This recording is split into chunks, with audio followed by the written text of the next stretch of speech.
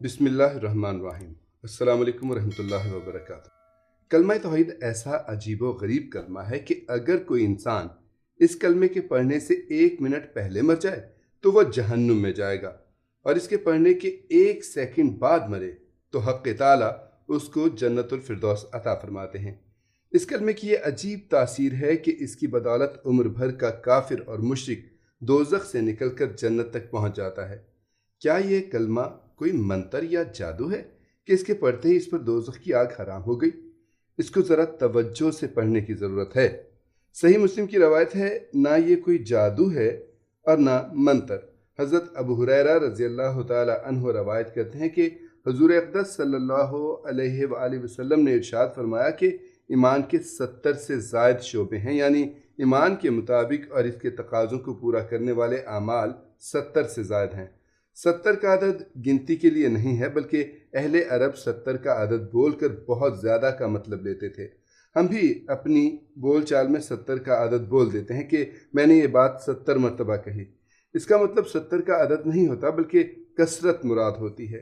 इनमें सबसे अफजल कलमा तैयबा का कौल है, और सबसे अदना शोबा अमातुल अज़ार अनत तरीक़, यानी रास्ते से तकलीफ देने वाली चीज़ हटा देना है। और हया ईमान का बहुत बड़ा शोबा है। काबिल ज़िक्र बात यह है कि इस हदीस में रसूल अक़दस सल्लल्लाहु अलैहि वसल्लम ने ईमान का अफजल शोबा भी बता दिया कि वो कलमा तौहीद है, और अदना शोबा भी बता दिया कि वो रास्ते से तकलीफ दे चीज़ को हटा देना है। इसके बाद एक जुमला अजीब अंदाज से फरमाया कि हया ईमान का हिस्सा है। मतलब यह है कि अगर किसी के अंदर हया नहीं है तो उसका ईमान नाक़स है। चुनाचे एक दूसरी हदीस में है, जब तुम्हारे अंदर हया ना रहे तो जो चाहो करो। सही बुखारी।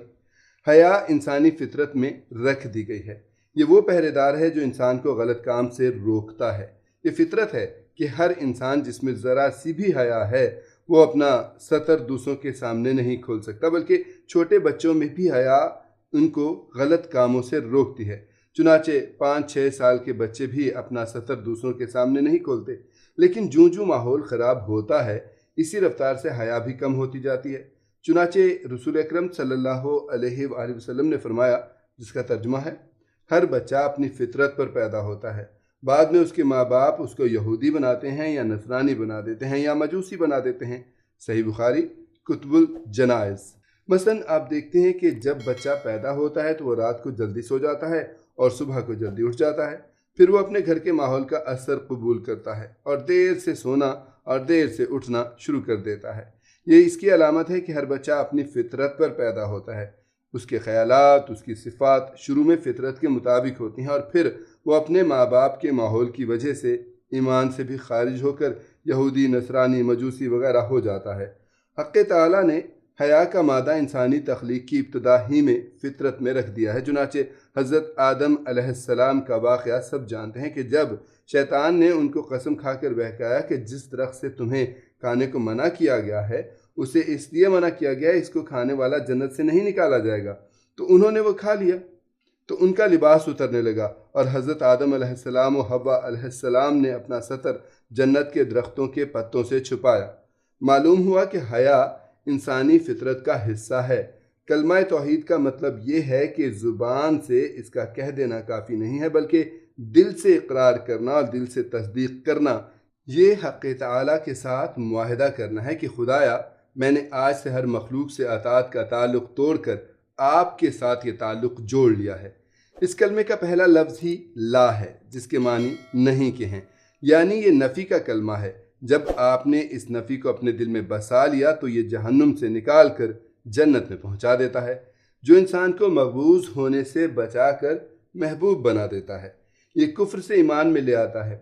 हया की मिसाल उस गाड़ी की सी है जो एक साफ सड़क पर मुअत्तदल रफ्तार से चल रही है, लेकिन जैसे ही कोई रुकावट सामने आती है तो फ़ौरन ब्रेक लगा दिया जाता है, फिर वो गाड़ी आगे नहीं बढ़ सकती।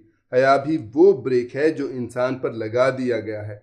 इधर नफ्स ने गुनाह की रुकावट खड़ी की, फ़ौरन हया का ब्रेक लग गया।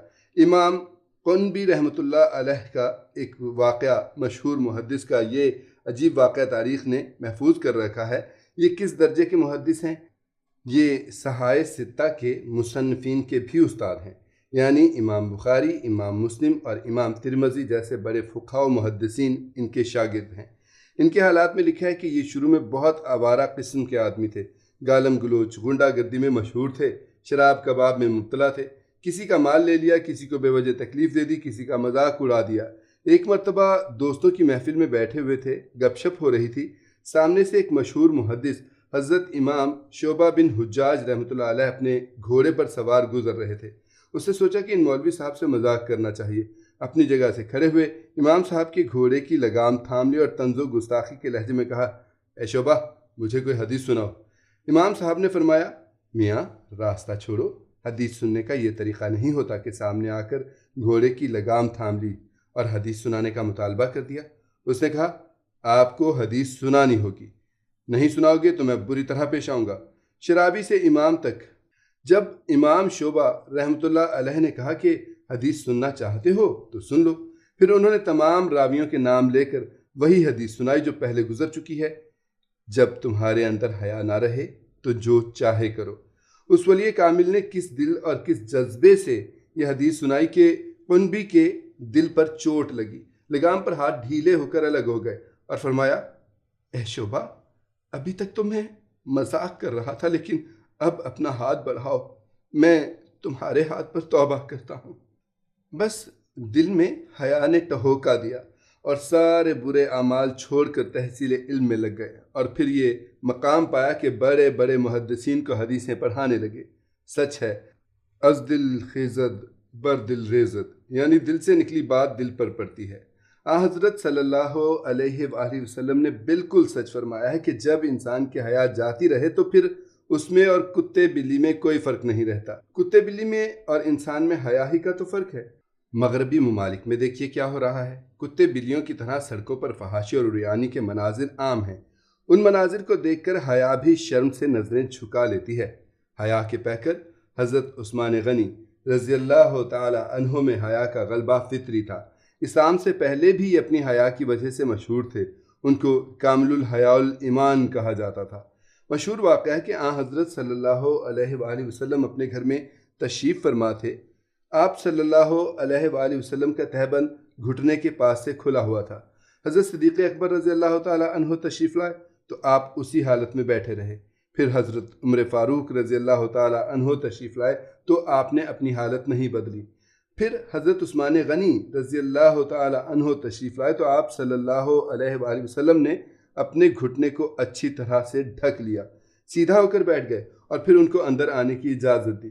حضرت عائشہ صدیقہ سلام اللہ علیہا نے سوال کیا کہ حضور، اس کی کیا وجہ ہے کہ آپ نے پہلے دونوں حضرات کے آنے پر اپنی حالت نہیں بدلی، لیکن جب عثمان غنی رضی اللہ تعالی عنہ آئے تو آپ نے تہبند سے پورے پاؤں کو ڈھک لیا؟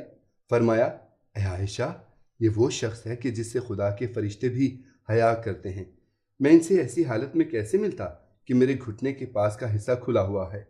صحیح مسلم۔ ایک صحابیہ رضی اللہ تعالی عنہا کی عجیب حیا۔ حیا عورت کا زیور ہے۔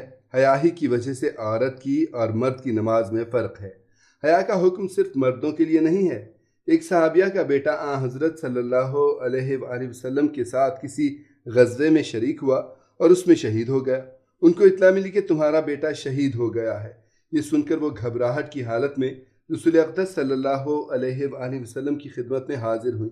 تمام صحابہ اور صحابیات رضوان اللہ علیہم اجمعین جب کسی پریشانی میں مبتلا ہوتے تو رسول اقدس صلی اللہ علیہ وآلہ وسلم کی خدمت میں حاضر ہو کر اپنی پریشانی ظاہر کرتے تھے اور ان کی تسلی ہو جاتی تھی۔ ان صحابیہ کا تو بیٹا شہید ہو گیا تھا، اس سے ان کی گھبراہٹ اور صدمے سے جو حالت ہوگی اس کا اندازہ کیا جا سکتا ہے۔ جب وہ گھر سے نکلی تو اس وقت بھی چادر اس طرح اوڑھی ہوئی تھی کہ پورا جسم چادر میں چھپا ہوا تھا، صرف ایک آنکھ کھلی ہوئی تھی۔ کسی نے ان خاتون سے پوچھا، تمہیں اتنا بڑا صدمہ پیش آیا کہ تمہارا پیارا بیٹا شہید ہو گیا ہے، اس کے باوجود تم نے گھر سے نکلنے سے پہلے اتنا اہتمام کیا کہ تمہارا پورا جسم چھپا ہوا ہے اور صرف ایک آنکھ کھلی ہوئی ہے؟ اس وقت ان خاتون نے ایک خوبصورت جملہ کہا، فرمایا، میرا بیٹا مجھ سے جدا ہوا ہے، میری حیا تو مجھ سے جدا نہیں ہوئی۔ ابو داؤد کتاب الجہاد۔ واقعی حیا کی یہ مثال بے نظیر ہے۔ خدا رحمت کند این عاشقان پاک تین اطراف، آمین۔